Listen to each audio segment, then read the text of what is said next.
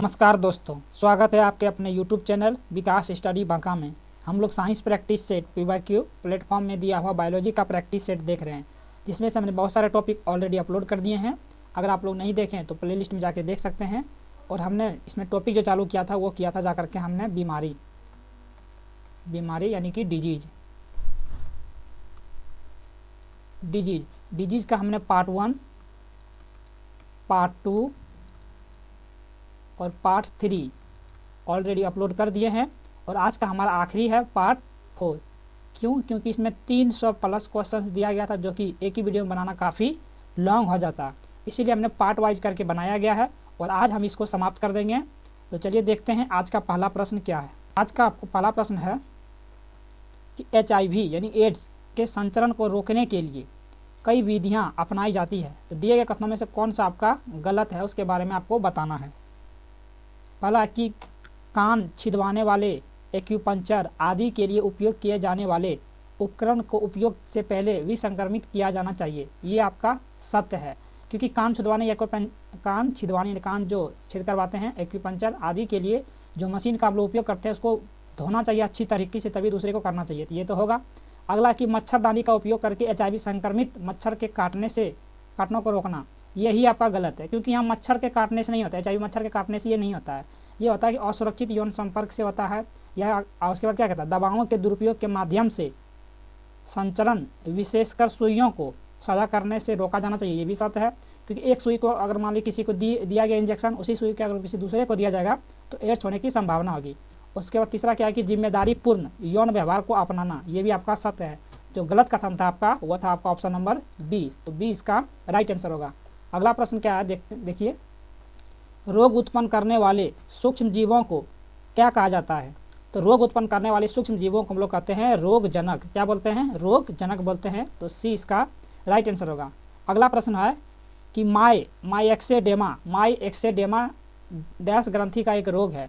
माई एक्सेडेमा जो है ये आपका जाकर के थायराइड ग्रंथि का एक प्रकार का क्या है, रोग है। तो डी इसका राइट आंसर होगा। अगला प्रश्न क्या है कि निम्नलिखित में से कौन डेंगू वायरस का वाहक है। कौन इसमें डेंगू वायरस का वाहक है? तो वो हो जाएगा आपका जाकर के मादा एडिज मच्छर। मादा एडिज मच्छर क्या आपका डेंगू वायरस का क्या है, आपका वाहक है। तो बी इसका राइट आंसर होगा। अगला प्रश्न क्या है कि इनमें से कौन सा एंटीबायोटिक नहीं है। एंटीबायोटिक नहीं है।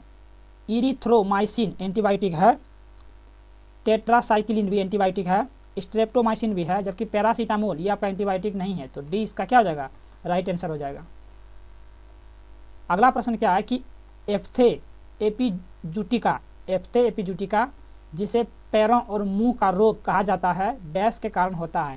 ये किसके कारण होगा? ये होगा आपका जाकर के वायरस के कारण होगा। तो ए इसका राइट आंसर होगा। अगला प्रश्न है कि निम्नलिखित में से क्या गर्भ निरोधक गोलियों के सेवन की एक हानि है। गोलियों का प्रभाव अपरिवर्तनीय होता है, ये आपका गलत है। ये रजोनिवृत्त के कारण बन सकती है, ये भी गलत है। युगल में से दोनों को गोलियों का सेवन करना चाहिए, ये भी गलत है। ये हार्मोनल असंतुलन पैदा कर सकती है, ये आपका सत्य है।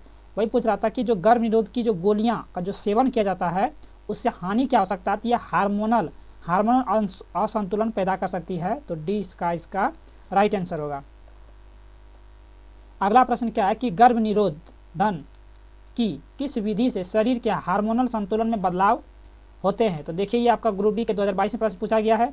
तो आगामी जो भी रेलवे के एग्जाम आएगा, चाहे टेक्नीशियन ग्रुप डी, इसी लेवल का आपका क्वेश्चन पूछा जाएगा। तो ये आपका सेशन काफ़ी उपयोगी होगा, तो इसको आप लोग आखिरी तक देखें। इसमें आपको ये पता चलेगा कि किस टाइप का एग्जाम में प्रश्न पूछे जाते हैं, ताकि आप तैयारी उसी लेवल का कर सकें। तो इसमें क्या हो जाएगा आपका गोलियों का सेवन, क्योंकि हार्मोनल संतुलन में जो बदलाव करता है वो आपका करेगा गर्भ निरोध की जो गोलियों का आप सेवन करिएगा तब। तो ए इसका राइट आंसर होगा। अगला प्रश्न है कि पौधों का रोग लाल विलगन किसे प्रभावित करता है। तो लाल विलगन जो आपको गन्ना को प्रभावित करेगा। तो सी इसका राइट आंसर होगा। अगला प्रश्न क्या है कि प्रोटीन की कमी से होने वाला रोग की पहचान कीजिए। प्रोटीन की कमी से आपका होगा जाकर के आपका क्या हो जाएगा, क्वासी-योरकर। और विटामिन B1 की कमी से बेरी, विटामिन सी की कमी से स्कर्वी, और विटामिन डी की कमी से आपका रतौंधी होगा। तो डी इसका राइट आंसर होगा। अगला प्रश्न क्या है कि फ्लूओराइड प्रदूषण मुख्य रूप से प्रभावित करता है। फ्लोराइड प्रदूषण जो आपको ये करता है, आपको जाकर के दांतों को प्रभावित करता है, तो ये इसका राइट आंसर होगा। अगला प्रश्न है कि किसकी न्यूनता के कारण रक्तलप्ता होता है। किसकी न्यूनता के कारण होगा, तो वो हो जाएगा आपका जाकर के लोहा, यानी कि आपके शरीर में अगर आयरन की कमी हो जाएगी तो आपका रक्तलप्ता रोग हो जाएगा, तो सी इसका राइट आंसर होगा। अगला है कि डीपीटी का उपयोग से रोकथाम होती है, तो वो हो जाएगा आपका जाकर के डिप्थीरिया की रोकथाम होती है, तो बी इसका राइट आंसर होगा। अगला प्रश्न क्या है कि हमारे पेशियों में किस अम्ल से क्रैम्प होता है, यानी कि दर्द होता है।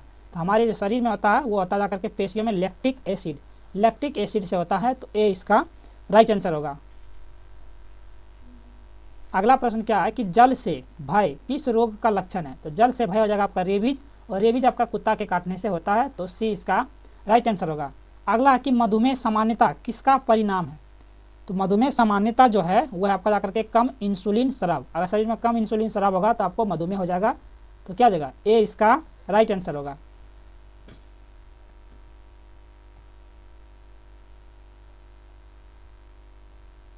अगला प्रश्न है कि निम्नलिखित में से कौन सा खाद्य वहित रोग नहीं है। कौन सा इसमें खाद्य वहित रोग नहीं है। अम्यता है, हैजा है, यकृत शोथ है, जबकि इन्फ्लुएंजा ये आपका नहीं है, तो सी इसका राइट आंसर होगा। सी इसका राइट आंसर होगा। अगला प्रश्न क्या है कि मनुष्यों में रोग संचारित करने वाले कीटों को क्या कहते हैं। तो रोग संचारित करने वाले कीटों को हम लोग बोलते हैं रोगाणुवाहक बोलते हैं, ए इसका राइट आंसर होगा। रक्त में यूरिक अम्ल की अधिकता किसका लक्षण है। तो रक्त में यूरिक अम्ल की अधिकता से आपको क्या हो जाएगा, तो वो जगह आपको जाकर के गठिया रोग हो जाएगा, तो बी इसका राइट आंसर होगा। अगला कि पीलिया किससे संबंधित है। तो पीलिया आपका जाकर के यकृत से संबंधित है, तो सी इसका राइट आंसर होगा। अगला प्रश्न क्या है कि निम्नलिखित में से विषाणु द्वारा होने वाला रोग कौन सा है। तो विषाणु द्वारा होने वाला जो रोग है वो है आपका जाकर के एड्स। क्या है, एड्स, AIDS।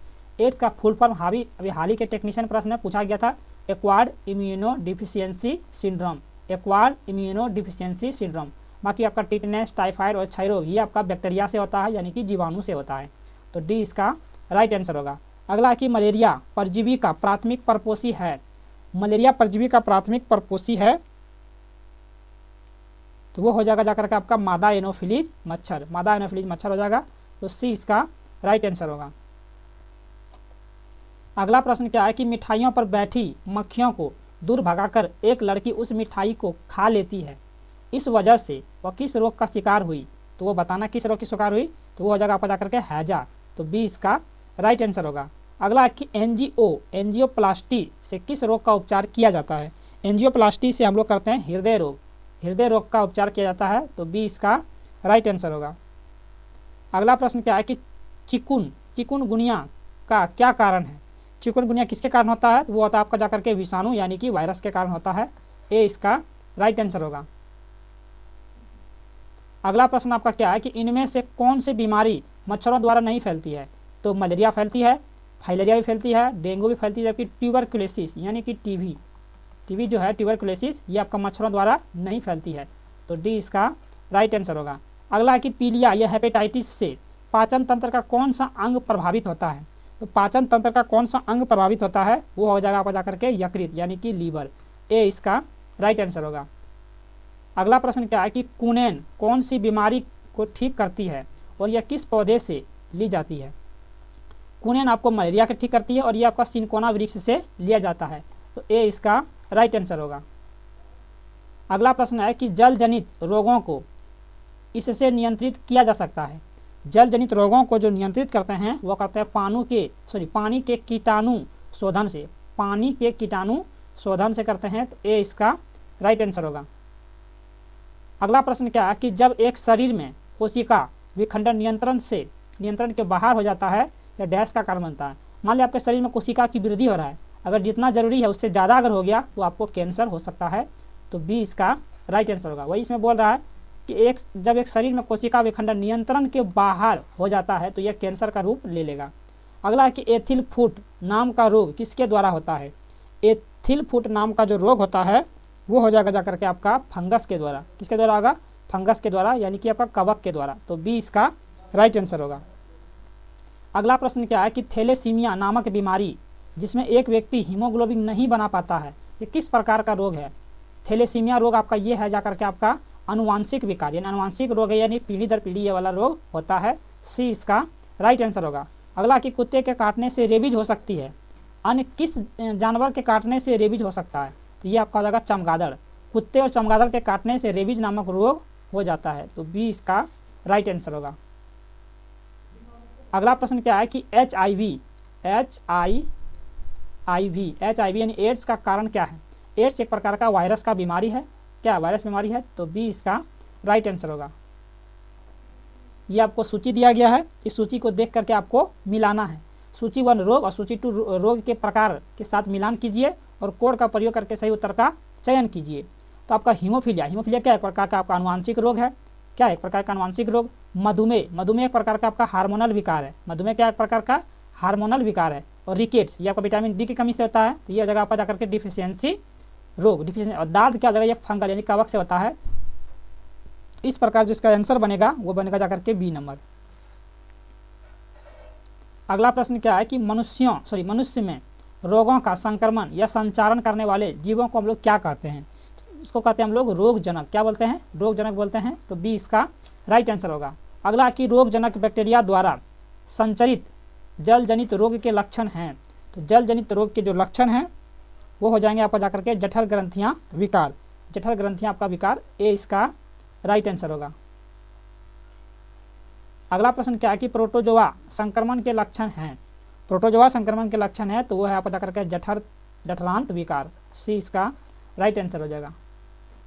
अगला प्रश्न क्या है कि एड्स होता है, तो एड्स हो जाएगा HIV विषाणु यानी HIV वायरस से, तो बी इसका राइट आंसर होगा।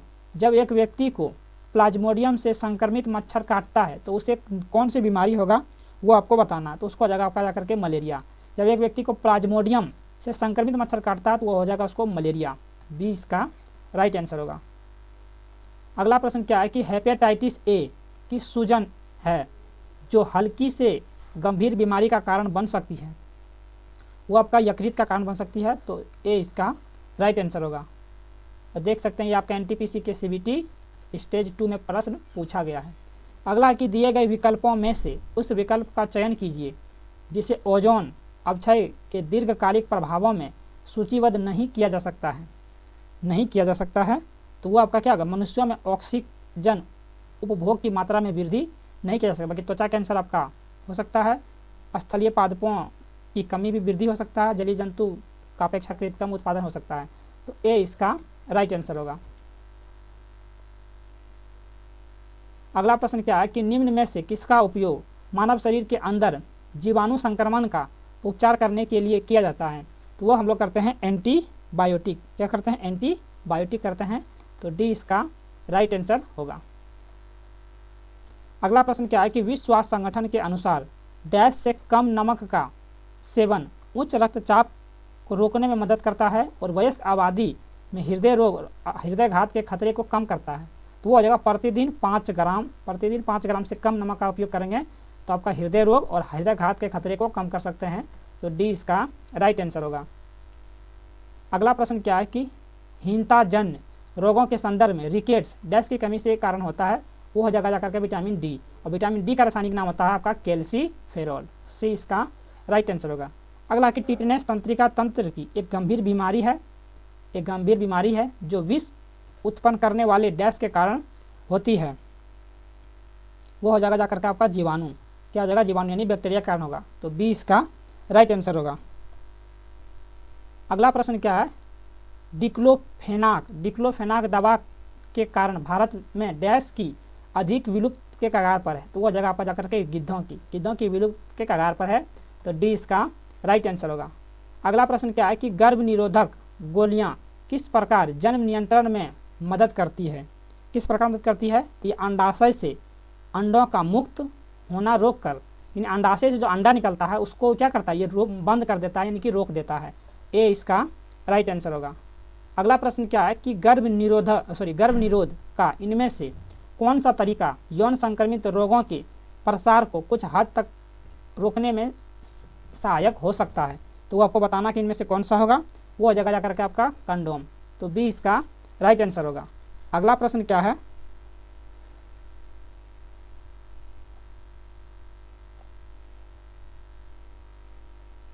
अगला प्रश्न है आपका कि निम्नलिखित में से कौन सा एक व्यक्ति से अन्य व्यक्ति में HIV के संक्रमण का समान तरीका आपका नहीं है। समान तरीका नहीं है तो संक्रमित लोगों के साथ रक्त संपर्क द्वारा ये हो सकता है, संक्रमित व्यक्ति के साथ असुरक्षित यौन संबंध ये भी हो सकता है, संक्रमित लोगों के साथ आकस्मिक संपर्क जैसे हाथ मिलाने या गले लगने इससे नहीं हो सकता, इससे आपको एड्स नहीं हो सकता, या किसी से गले मिले या किसी से हाथ मिला से एड्स नहीं हो सकता है। गर्भावस्था के दौरान संक्रमित माँ के भ्रूण में ये भी हो सकता है, तो सी इसका राइट आंसर होगा। अगला प्रश्न क्या है कि इनमें से कौन सा यौन संचारित रोग विषाणु जनित है, विषाणु के द्वारा होता है, उसके बारे में बताना है। तो वो हो जाएगा जाकर के आपका मस्सा, क्या हो जाएगा मस्सा, ए इसका राइट आंसर होगा। अगला प्रश्न क्या है कि नीचे दिए गए विकल्पों में से गर्भ निरोधक की यांत्रिक बाधा विधि के लिए सही उदाहरण का चयन करें। इनमें कौन सा सही है उसके बारे में आपको बताना है। तो वो हो जाएगा जाकर के आपका कंडोम का उपयोग, क्या हो जाएगा कंडोम का उपयोग, तो बी इसका राइट आंसर होगा। अगला प्रश्न क्या है कि जननांगी हर्पीज संक्रमण डैश के कारण होता है। तो वो हो जाएगा आपका जाकर के विषाणु। जननांगी हर्पीज ये होता है आपका जाकर के विषाणु यानी वायरस के कारण होता है, तो डी इसका राइट आंसर होगा। अगला कि निम्नलिखित में से कौन सा एक जीवाणु जनित रोग आपका नहीं है। तो क्षय रोग है, सिफिलिस भी है, सुजाक भी है, जबकि एड्स ये आपका जाकर के वायरस के द्वारा होता है, तो ए इसका राइट आंसर होगा। अगला प्रश्न क्या है कि निम्नलिखित में से कौन सी गर्भ निरोधक विधि अवांछित गर्भधारण और STD दोनों को नियंत्रित करने के लिए उपयोगी है। तो वो हो जाएगा जाकर के आपका कंडोम, क्या हो जाएगा कंडोम, तो बी इसका राइट आंसर होगा। अगला प्रश्न क्या है कि विनकोव-19 का उपचार करने वाली पहली स्वदेशी दवा जिसे निष्क्रिय SARS-CoV-2 वायरस के स्पाइक ग्लाइकोप्रोटीन के साथ प्रतिरक्षित डैश में प्राप्त रक्त सीरम को संश्लेषित करके विकसित किया गया है। तो वो हम लोग किया गया है जाकर के घोड़ों का, क्या जगह घोड़ों, तो बी इसका राइट आंसर होगा। अगला प्रश्न क्या है, निम्नलिखित में से किस संक्रमण में विषाणु प्रतिरक्षा तंत्र में जाकर इसकी कार्य प्रणाली को नुकसान पहुंचाता है। वो पहुंचाएगा जाकर का आपका HIV एड्स, तो बी इसका राइट आंसर होगा। अगला प्रश्न क्या है कि गर्भ निरोधक विधियों का उपयोग क्यों किया जाता है। गर्भ निरोधक विधियों का उपयोग हम लोग क्यों करते हैं, क्योंकि गर्भावस्था से बचने के लिए, तो सी इसका राइट आंसर होगा। वार्ड्स डैश के कारण होता है, तो वार्ड्स किसके कारण होगा, तो वो हो जाएगा आपका जाकर के विषाणु यानी कि वायरस के कारण होगा, ए इस प्रकार इसका राइट आंसर होगा। अगला प्रश्न क्या है कि क्या सुरक्षित यौन संबंध से HIV के संक्रमण को रोकने का एकमात्र तरीका है, ये बताना है। तो नहीं, इसके कई अन्य तरीके जैसे संक्रमित सुइयों के उपयोग एवं संक्रमित रक्त के आदान को रोकना। यहाँ बोल रहा है कि क्या सुरक्षित यौन संबंध से HIV के संक्रमण को रोकने का एकमात्र तरीका है, नहीं। अगर मान लीजिए सुरक्षित यौन संबंध करते हैं तो इससे नहीं है कि आपका HIV रुक जाएगा, ये एकमात्र तरीका नहीं है। यह भी एक तरीका है लेकिन यह एकमात्र तरीका नहीं है। इससे आपका क्या, जैसे मान लीजिए संक्रमित सुइयों का उपयोग करेंगे तो इससे आपको भी HIV हो सकता है, ये संक्रमित रक्त का आदान प्रदान करेंगे तो इससे भी आपको एड्स हो सकता है। तो ये एकमात्र तरीका नहीं है, तो डी इसका राइट आंसर होगा। अगला प्रश्न क्या है कि मार्च 2022 में आयुष ने विश्व के पहले बहु केंद्र चरण तृतीय नैदानिक परीक्षण का शुभारंभ किया था, जो डैश के उपचार में आयुर्वेद की प्रभावकारिता का आकलन करेगा। तो वो करेगा आपका जाकर के रूमेटाइड ऑर्थराइटिस, तो डी इसका राइट आंसर होगा। अगला प्रश्न क्या है कि भारत में ऑक्सफोर्ड एस्ट्राजेनेका कोविड-19 वैक्सीन के संस्करण का नाम क्या है। उसके संस्करण का नाम है कोविशील्ड, क्या है कोविशील्ड, तो बी इसका राइट आंसर होगा। अगला प्रश्न क्या है कि एड्स के संबंध में कौन सा कथन आपका गलत है, उसके बारे में आपको बताना है। सिरिंज द्वारा दवा लेने हेतु उपयोग की जाने वाली सिरिंज को साझा करने से एक संक्रमित व्यक्ति से एक अन्य व्यक्ति में इस विषाणु का संक्रमण हो सकता है, ये कथन आपका क्या है, सत्य है। अगला कि इस विषाणु का संक्रमण HIV संक्रमित व्यक्ति के साथ यौन संपर्क के माध्यम से हो सकता है, ये भी सत्य है। इस विषाणु का संक्रमण HIV संक्रमित व्यक्ति के साथ हाथ मिलाने से हो सकता है? नहीं, हाथ मिलाने से नहीं हो सकता। पूछ रहा कि कौन सा कथन इसमें से आपका गलत है, तो गलत है आपका सी। आगे देख लेते हैं कि इस विषाणु का संक्रमण स्तनपान के जरिए संक्रमित माँ से शिशु में हो सकता है? ये भी आपका क्या है? सत्य हो सकता है। नहीं हो सकता है तो सी नहीं हो सकता। वही पूछ रहा है इसमें से कौन सा गलत है, तो सी इसका राइट आंसर होगा। अगला प्रश्न क्या है कि निम्न में से किस विधि का उपयोग कुछ हद तक STD की रोकथाम के लिए किया जाता है? किस रोकथाम के लिए करते हैं? तो हम लोग करते हैं जाकर के कंडोम, तो बी इसका राइट आंसर होगा। और ये जो आपका कॉपर टी है ये महिला लोग यूज करती है। अगला प्रश्न देख लेते हैं क्या है कि निम्नलिखित विकल्पों में से HIV संक्रमित होने से बचने का सर्वोत्तम उपाय कौन सा है? बचने का सर्वोत्तम उपाय कौन सा है? केवल वेश्याओं के साथ यौन क्रिया करने से बचना, ये गलत है। केवल एक ही ज्ञात व्यक्ति के साथ ही यौन क्रिया करने तक सीमित रहना बचने का सर्वोत्तम उपाय है, तो वो सर्वोत्तम उपाय आपका बी नंबर है। एड्स से पीड़ित व्यक्तियों के साथ यौन क्रिया करने से बचना, ये भी नहीं होगा, गलत है ये भी। केवल मादक पदार्थों के आदि व्यक्तियों के साथ यौन क्रिया करने से बचना, ये भी गलत है। जो इसका सही राइट आंसर होगा वो होगा ऑप्शन नंबर बी। अगला प्रश्न क्या है कि HIV एड्स विषाणु का संक्रमण डैश नहीं हो सकता है? कौन नहीं हो सकता? स्तनपान से हो सकता है, रक्तदान से हो सकता है, यौन संपर्क से हो सकता है, हाथ मिलाने से आपका नहीं हो सकता है, तो बी इसका राइट आंसर होगा। अगला प्रश्न क्या है कि 4 जून 2021 को भारत की पहली CAR T सेल थेरेपी जो मुंबई के टाटा मेमोरियल सेंटर में की गई थी, इनमें से किस बीमारी के लिए ये की गई थी, उसके बारे में आपको बताना है। तो किया था आपका जाकर के रक्त कैंसर, तो डी इसका राइट आंसर होगा। अगला आपको बताना है स्तंभों को सुमेलित कीजिए। स्तंभों को सुमेलित, नीचे आपको ऑप्शन दिया गया है, देख सकते हैं इस प्रकार का। आपको मिलान करना है, बताना है कि क्या होगा। स्तंभों को मिलान कीजिए। चलिए देखते हैं इसमें से क्या होगा आपका। आपका पहला इसमें दिया गया कि यांत्रिक रोध जो होगा वो हो जाएगा जाकर के आपका केमिकल बैरियर हो जाएगा आपका जाकर कंडोम, एक का सी हो जाएगा। और दूसरा क्या है आपका रासायनिक विधि, दूसरा क्या है रासायनिक विधि, तो रासायनिक विधि में आपका हो जाएगा जाकर के आपका गोली। तीसरा क्या उपकरण या साधन, तो तीसरा का हो जाएगा जाकर के आपका कॉपर टी। चौथा क्या शल्य क्रिया विधि, तो वह जाएगा शुक्रवाहिका उच्छेदन। पहला क्या यांत्रिक रोध यानी मैकेनिकल बैरियर, तो वह जाएगा आपका जाकर के कंडोम। एक का हो जाएगा ऑप्शन नंबर सी। रासायनिक विधि में क्या जाएगा आपका जाकर के गोली, उपकरण या साधन में हो जाएगा आपका कॉपर टी, और शल्य क्रिया विधि में हो जाएगा क्या जाएगा शुक्रवाहिका उच्छेदन। तो इस प्रकार देख लेते हैं इसका ऑप्शन क्या हो जाएगा। तो इस प्रकार इसका ऑप्शन हो जाएगा वो हो जाएगा बी नंबर, तो बी इसका राइट आंसर होगा। अगला प्रश्न क्या है कि केंद्रीय स्वास्थ्य मंत्री मनसुख मांडविया ने नई दिल्ली में डैश से कम आयु के बच्चों को पोलियो की खुराक पिलाकर राष्ट्रीय पोलियो टीकाकरण अभियान 2022 का शुभारंभ किया था। दिल्ली में कितने वर्ष से कम आयु को ये किया गया था? ये किया था 5 वर्ष से कम आयु, तो ए इसका राइट आंसर होगा। अगला कि एड्स रोग डैश के कारण होता है, तो वो हो जाता है आपको जाकर के विषाणु यानी कि वायरस के कारण होता है, ए इसका राइट आंसर होगा। अगला प्रश्न क्या है कि HIV से संक्रमुख होने से बचना क्यों महत्वपूर्ण है? क्योंकि HIV का कोई उपचार नहीं है, तो डी इसका राइट आंसर होगा।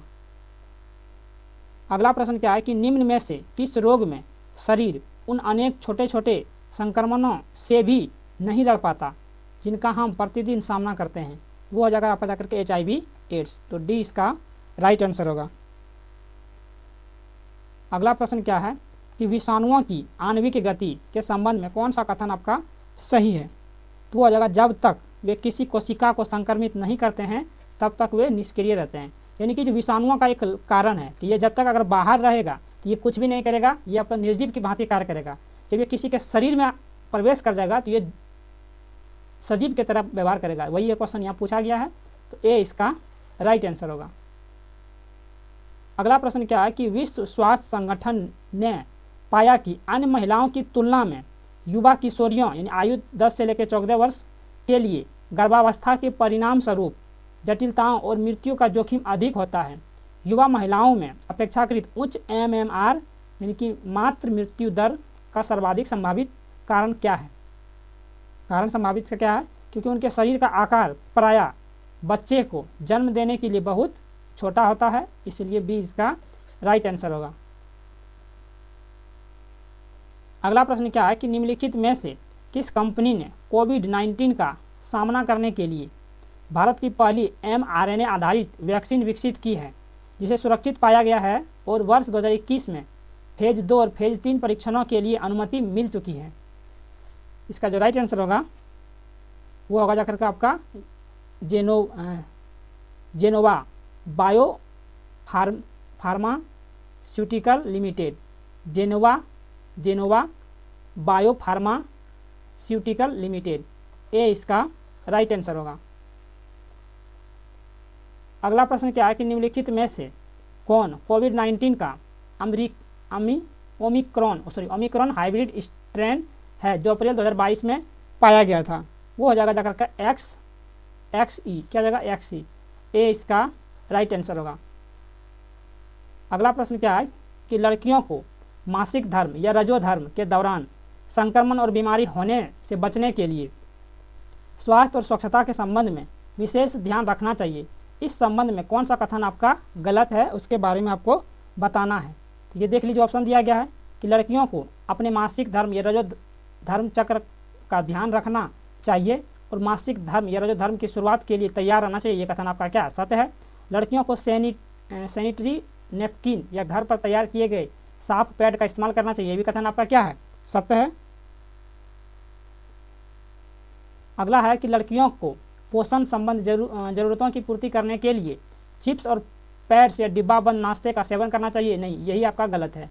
अगला कि लड़कियों को हर 4 से 5 घंटे के बाद आवश्यकता के अनुसार पैड बदलना चाहिए। ये भी कथन आपका सत्य है। तो गलत इसका है ऑप्शन नंबर डी, सी इसका गलत है और गलत ही पूछ रहा था, तो सी इसका राइट आंसर होगा। अगला प्रश्न क्या है कि निम्नलिखित में से कौन सा गर्भ निरोधन की विधि निम्नलिखित में से कौन सा गर्भ निरोधन की रोग विधि का उदाहरण है। तो इसमें कौन सा है, इसका जो राइट आंसर होगा वो होगा ऑप्शन नंबर बी, कंडोम हो जाएगा। तो बी इसका राइट आंसर होगा। अगला प्रश्न क्या है कि भारत की पहली स्वदेशी कोविड-19 वैक्सीन कोवैक्सीन को BBIL द्वारा भारतीय चिकित्सा अनुसंधान परिषद राष्ट्रीय विषाणु विज्ञान संस्थान के सहयोग से विकसित किया गया है। BBIL का पूर्ण रूप क्या होता है, तो वो होता है जाकर के आपका Bharat biotech international limited. Bharat biotech international limited, ये इसका राइट आंसर होगा। अगला प्रश्न क्या है कि HIV संक्रमण के संबंध में निम्नलिखित में से कौन सा कथन आपका गलत है। गलत कथन के बारे में बताना है। तो HIV संक्रमित रक्त के आधान से HIV संचारित होता है, ये कथन सत्य है। किसी मच्छर द्वारा HIV संक्रमित व्यक्ति को काटने के बाद उस मच्छर के काटने से HIV संक्रमित हो सकता है, यही आपका गलत है। HIV संक्रमित माँ से उसके नवजात बच्चों में संचारित हो सकता है, ये भी सत्य है।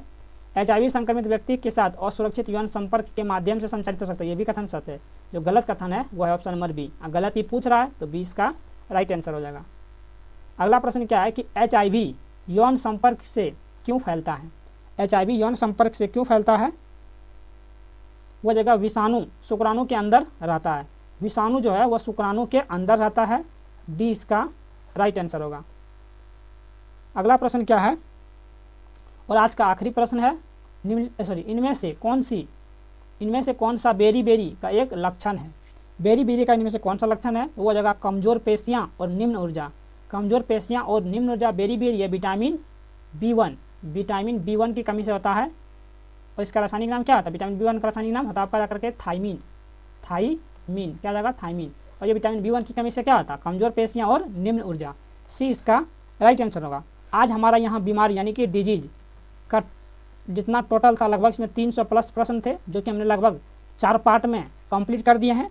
अगला हमारा जो टॉपिक आएगा वो आ जाएगा हमारा प्रदूषण से जितना भी रिलेटेड प्रश्न पूछा गया अभी तक रेलवे में, सारे हम अगले वीडियो में क्या करेंगे, डिस्कस करेंगे। तो मिलते हैं अगले वीडियो के साथ, तब तक के लिए जय हिंद।